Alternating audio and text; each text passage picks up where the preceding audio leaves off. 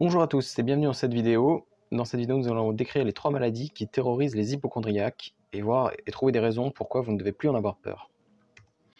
Donc on commence avec les cancers. Donc les cancers sont la première cause de décès avant 65 ans en Occident et les cancers sont dus à une dégénérescence de cellules qui vont former des tumeurs cancéreuses et on peut considérer ces cellules comme des cellules rebelles. Ce sont un peu comme si des cellules de votre corps se rebellaient contre lui.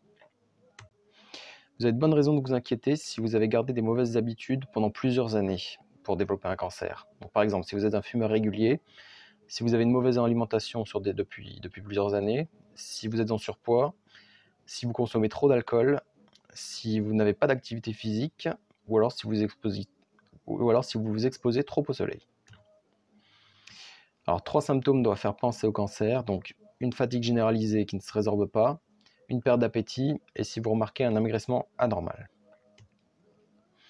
Donc les 3 symptômes rappellent l'hypocondrie, à savoir la fatigue et la perte d'appétit. Par contre, on peut trouver des différences. Donc par exemple, si vous avez une tumeur au cerveau, le mal de tête est chronique, c'est-à-dire que le mal de tête, tant que la tumeur est là, vous allez avoir mal. Contrairement à l'hypocondrie où si vous faites une crise, vous allez avoir un mal de tête très fort, mais il va finir par se résorber. Ensuite, on passe à la deuxième maladie qui est l'accident vasculaire cérébral ou AVC. Donc ça correspond à une rupture ou l'obstruction d'un vaisseau sanguin dans le cerveau. Et comme vous pouvez l'imaginer, les dommages peuvent être irréversibles. Alors, les facteurs de risque. Donc si vous avez déjà fait un AVC, vous avez beaucoup de risques d'en refaire un autre. Si vous avez des problèmes cardiaques ou si vous avez du diabète. Il y a d'autres facteurs, comme par exemple avoir beaucoup de cholestérol, être un fumeur, être en surpoids, boire trop d'alcool ou consommer des drogues dures. Alors, on identifie un AVC à plusieurs symptômes. Donc, si vous sentez une faiblesse musculaire ou la paralysie d'un ou plusieurs membres ou du visage, le plus souvent d'un seul côté. Si vous sentez une perte de sensibilité ou engourdissement du visage ou d'un ou plusieurs membres. Si vous perdez la vision d'un œil, si vous avez des difficultés à parler ou articuler, difficultés à trouver des mots ou à comprendre ce que vous entendez. Si vous avez des troubles de l'équilibre ou de la coordination des membres, si vous avez des troubles de vigilance, parfois jusqu'au coma, ou si vous avez un mal de tête soudain, violent et inhabituel.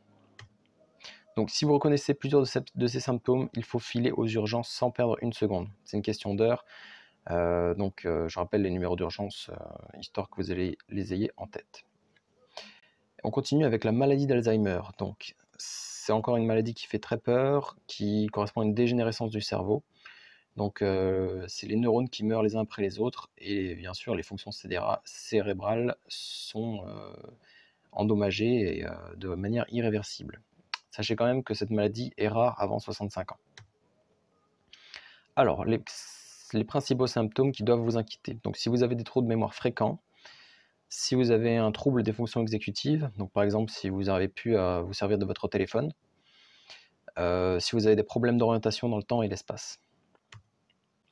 Si vous avez des doutes sur Alzheimer, donc consultez un spécialiste et faites des tests.